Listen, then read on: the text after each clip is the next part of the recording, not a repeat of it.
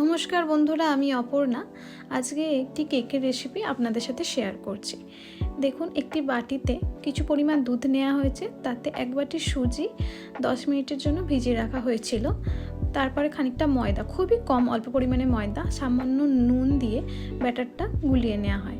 তারপর পরিমাণ মতো বেকিং পাউডার, বেকিং সোডা এবং কোকো পাউডার দিয়ে মিশ্রণটি ভালো করে আবার মিশিয়ে নেওয়া হয়েছে। এরপর মিশ্রণটিতে চিনির পাউডার গুঁড়ো করে রাখা হয়েছিল, সেটা দেয়া হলো। তারপর এরকম একটি অ্যালুমিনিয়ামের পাত্রে খানিকটা তেল দিয়ে চারিদিকটা মাখিয়ে নিয়ে তারপর এরকম একটি কাগজ তলে, এরপর ওতে একটু ভ্যানিলা এসেন্সও দেওয়া হয়েছিল।